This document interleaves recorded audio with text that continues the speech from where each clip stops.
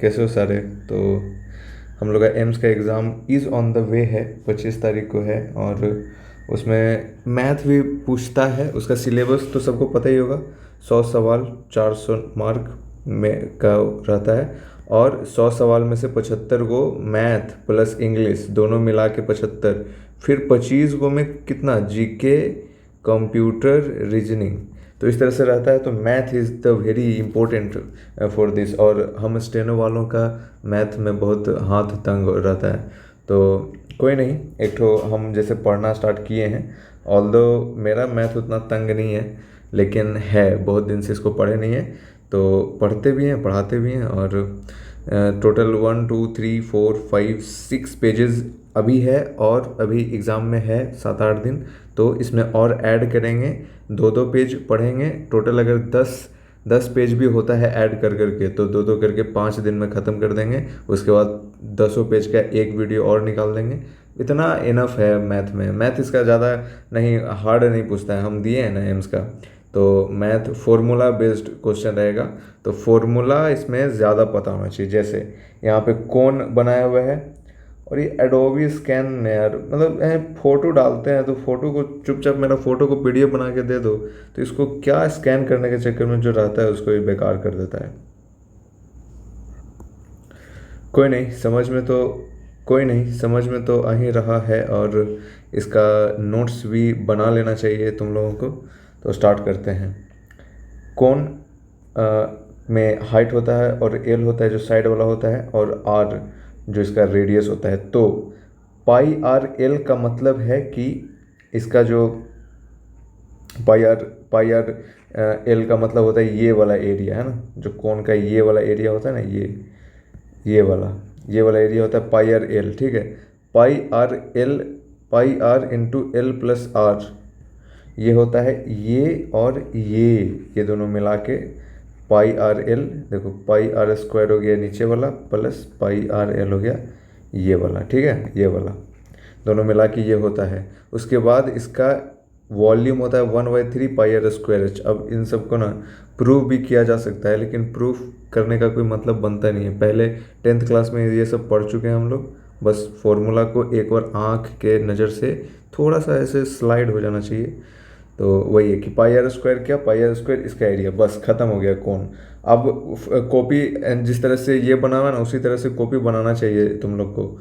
हाँ भाई, बिना कॉपी बनेले कुछ नहीं होगा। इसको पीडीएफ लेने के चक्कर में मत रहो, क्योंकि देंगे तो नहीं, पहला दूसरा लेने लायक है भी नहीं, पूरा सड़ा दिया है एडोबी स्कैन।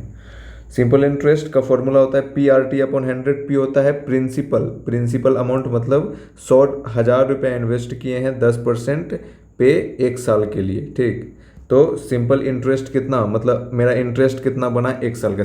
अच्छा एक चीज़ और, सिंपल इंटरेस्ट होता है 1 साल के लिए। ठीक है, कंपाउंड इंटरेस्ट होता है, सिंपल इंटरेस्ट होता है, नहीं एक सेकंड, कंपाउंड इंटरेस्ट जो होता है वो भी सिंपल इंटरेस्ट ही होता है फॉर 1 ईयर, ये बोल रहे हैं।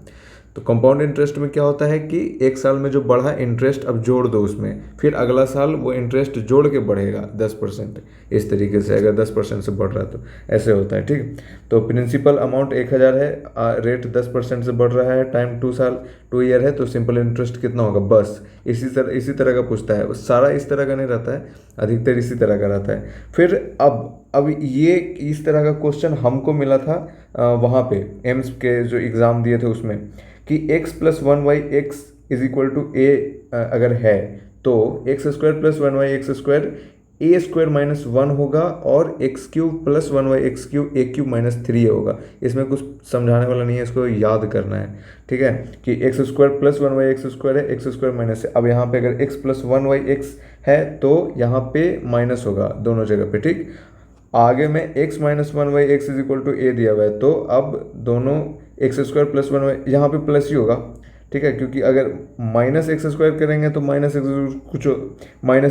कुछ होता नहीं है। ठीक है, ये x - 1y(x) लिखा हुआ है, क्या लिखा हुआ है, x + -1y(x) ही तो लिखा हुआ है। तो इसका स्क्वायर करेंगे तो ये तो प्लस ही हो जाएगा ना। तो ये वाला तो प्लस ही होगा इसमें, लेकिन ये वाला माइनस हो जाएगा। लेकिन हमको उससे कोई मतलब नहीं है, इसमें स्क्वायर है दोनों तरफ में, तो यहाँ पे प्लस हो जाएगा। यहाँ पे अगर माइनस है तो यहाँ पे भी प्लस हो जाएगा, माइनस है तो। अब x4 माइनस 1/x4, देखो अब देखो x माइनस 1/x को अगर दोनों का स्क्वायर करेंगे तो x² प्लस 1/x² हो जाएगा। तो अगर निकालना होगा x² माइनस 1/x² तो कैसे निकालेंगे, तो उसको इस तरीके से निकालेंगे, x² plus 1/x² into x² minus 1/x²। अब इसका फिर से x plus 1/x into x minus 1/x। और मैथ का कोई ज्ञानी आदमी नहीं है हम, ठीक है। तो इसको एक तरह से ऐसे देखो ना कि तुम्हारे जैसा ही कोई बच्चा है जो पढ़ा है, वो पढ़ा रहा है, पढ़ा नहीं रहा है, जो छोटा मोटा फॉर्मूला है जिसको पूछ देता है एग्ज़ाम में तो वही बता रहा है बस, ठीक है।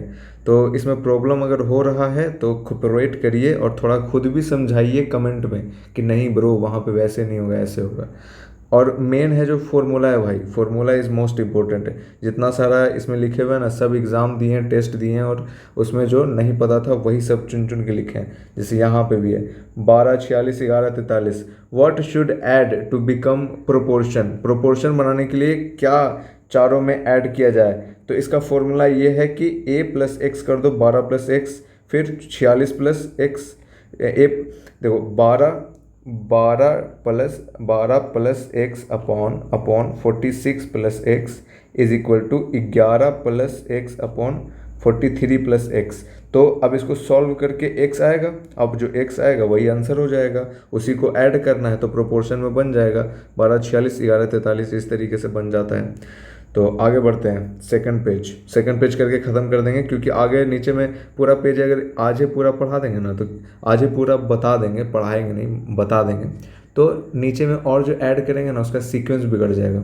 तो 2 दिन पहले में एक वीडियो पूरा का बना देंगे, अभी 2 का सही रहेगा। अब जो वर्क वाला जो क्वेश्चन आता है, तो वर्क में ना सबसे ज़्यादा जो जिस तरह का क्वेश्चन आता है वो ये होता है कि A 40 डेज में काम करा, ठीक, B 60 डे में काम करा।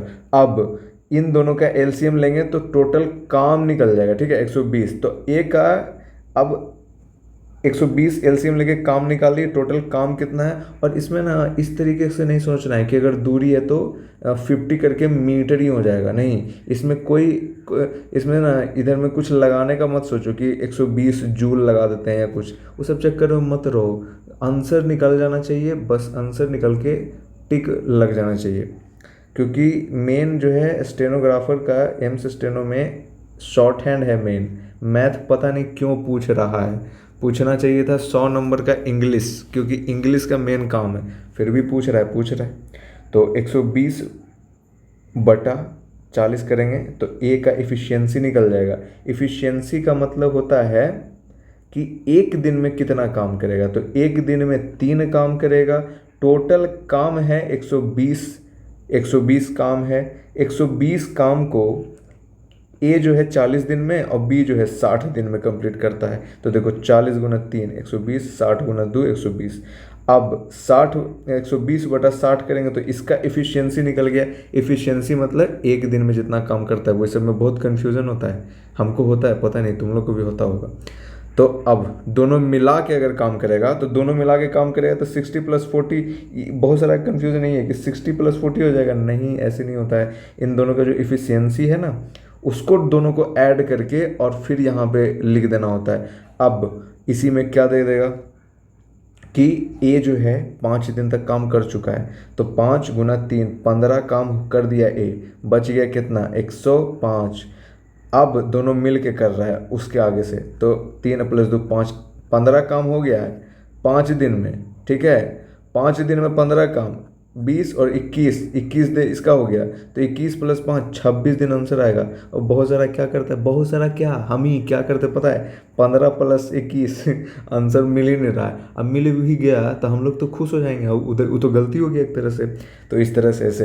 अब ये नेक्स्ट फॉर्मूला ये भी बहुत सही है। पॉलीगन साइड एन है जिसमें पॉलीगन मतलब यही ना होता है, ट्रायंगल, चतुर्भुज, पंचभुज, ये ना होता है पॉलीगन। तो इसमें क्या याद करना है, बस ईच इंटरनल एंगल। देखो अंदर का जो एंगल होता है ये वाला, वो जो होता है n - 2 × पाई होता है सबका सम, ठीक है, पूरा का सम तीनों को जोड़ेंगे तो n minus two into pi होना चाहिए। अब देखते हैं कि अंदर कहीं होता है कि नहीं। n 3 है तो 3 माइनस टू इंटू पाई, तो ट्रायंगल का पाई होता है ना, अंदर का तीनों कोनों का जोड़ पाई, तो वही इंटरनल एंगल का सम होता है n minus two into pi. ध्यान से सुनना मेरे भाइयों और बहनों, और उसको अगर ईच इंटरनल एंगल बोल दे तो उतना ही से डिवाइड कर देंगे n से, ठीक है। और ईच एक्सटर्नल का सम कांस्टेंट होता है 360 डिग्री, और ईच बोल देगा तो n से डिवाइड कर देंगे। ये सबको ना कॉपी पेन लेके लिख लो यार, लिख लो। अगर अगर कोई एगो तुच्छ फॉर्मूला, ट्रिवियल फॉर्मूला पर और क्वेश्चन और फॉर्मूला नहीं याद रहा और छूट गया ना, पता नहीं है, तुम 70 क्वेश्चन कर लिया ठीक है, और वो एक क्वेश्चन छूट जाएगा ना, दिमाग खराब हो जाएगा। ऑल दो तुम बहुत टफ क्वेश्चन को तुम सॉल्व कर लिया किसी तरह से दिमाग लगा के, लेकिन अगर 2+2 छूट जाता है ना ब्रो, उसका दर्द कुछ और होता है। तो फॉर्मूला एक बार आँख के पास से जाना चाहिए। H external plus internal angle, दोनों का ईच का, हर एक का एक्सटर्नल मतलब ये और ये 180, पता नहीं लेकिन है सही लिखा हुआ है जो भी है।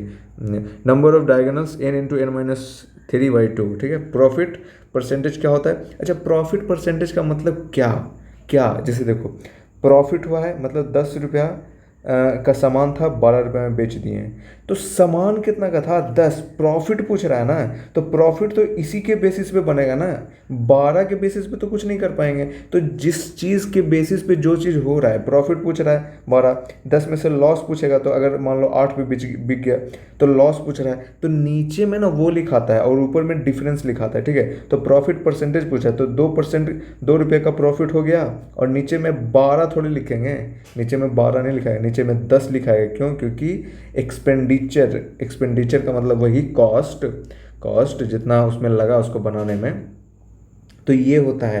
अब इंटू 100 कर देंगे तो परसेंटेज हो गया, 100 नहीं किए तो ई भी मतलब इसमें ना प्रॉपर कुछ जानना नहीं है, ठीक है। 100 कर दिए तो परसेंट आ गया, और परसेंट आ गया तो इसी तरह का फॉर्मूला, मतलब ये सब छोटा मोटा फॉर्मूला है, लेकिन इस पर क्वेश्चन मेरा छूटा है, हमको लगता है तुम लोग का भी छूट सकता है। तो अब सिलेंडर का फॉर्मूला तो सबको पता होगा यार, हम खाली इसी लिख दिए 2πr/h, πr² और πh into r² minus r²। अब इन तीनों का मतलब होता है क्या है? πr² में r 2 गो है, h 1 गो है, तो 3 गो हो गया, तो मीटर क्यूब हो गया, सेंटीमीटर क्यूब हो गया, तो ये हो गया वॉल्यूम, ठीक है। 2πr/h हो गया ये वाला सरफेस एरिया, ये जो सरफेस एरिया इसका, और πh into capital r² minus r² हो गया जब कोई ठोस बेलन है। जब ठोस बेलन जब आता है ना, तो इस तरीके का होता है ना ठोस बेलन, अंदर वाला r, बाहर वाला कैपिटल R, अब r² माइनस r², तो इसका एरिया, इसका आयतन निकल जाता है ना।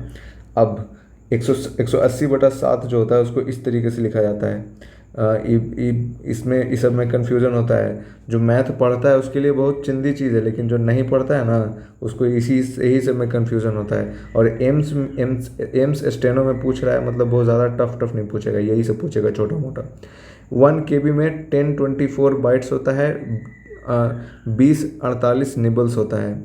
एक निबल में 4 बिट्स होता है। 1 पेटाबाइट में 1024 TB होता है, ठीक है। और ये एक लास्ट बता देना चाहिए, टाइम तो बहुत हो गया है लेकिन फिर भी इसको बता देते हैं। G/B = ये अलग चीज़ है, ठीक है, ये अलग चीज़ है, ये यहाँ पे अलग चीज़ है। ये यहाँ पे क्या है ना, बस यही इतना है कि अगर कोई सर्किल पे दो गो एक पॉइंट से टेंजेंट बनाया गया, तो एक तो दोनों सेम होगा, दूसरा अगर सर्किल के मिड पॉइंट से उस पर अगर कोई लाइन खींचे जो कि रेडियस होता है तो वो 90 डिग्री बनाता है, ठीक। और एक चीज़ और बात कि ये जो चीज़ है ये क्या है, इसको क्या बोलते हैं? रेडियस का दुगना क्या होता है? जो भी होता है भूल गए हैं, अभी नहीं नाम याद आ रहा है। तो इसको लेके इसका एक पॉइंट से दूसरे पॉइंट का कब कहीं भी ट्रायंगल बनाए सर्किल पे तो वो 90 होगा, कहीं पे भी बनाएंगे तो ये 90 होगा। तो यही दो बात उसमें है। और total surface area of cuboid का सरफेस एरिया ये होता है 2 × LB + BH + LH। क्यूब में तीनों क्योंकि सेम हो जाता है इसलिए 2LB 2BH 2LH सब सेम हो गया, 6A² हो गया बस। और ये एक चीज़ है और कि G/B = 4/5 है, तो जी अगर 108 दिया हुआ है तो बी कितना होगा, है ना। तो अब ये दोनों मिलना चाहिए, ठीक है, ये दोनों 108 क्या है, जी है ना, तो 108 और जी का वैल्यू 4 है, तो ई हो गया यूनिट, ठीक है। ये हो गया यूनिट किस चीज़ का, ये यूनिट हो गया रेशियो का। अब जिसका निकालना हो, मान लो यहाँ पे b के बाद c भी होता और यहाँ पे 8 होता, तो c का निकालना होता तो यहाँ पे 8 डाल देते, है ना, यहाँ पे 8 डाल देते हैं, लेकिन b का निकालना है तो यहाँ पे 5 डालेंगे, तो इस तरीके से निकलेगा, इस तरीके से b निकल जाएगा। तो 2 पेज हो गया है, टाइम बहुत ज़्यादा हो गया, हम तो एक ही दिन में 6 पेज सोच रहे थे, लेकिन उसमें 3-4 घंटा जाता, 15 मिनट को देखने में सबको, मतलब 15 ही मिनट देखने में हालत ख़राब हो जाता है, तो उतना का कहाँ से संभव है। तो ठीक है, मिलते हैं कल।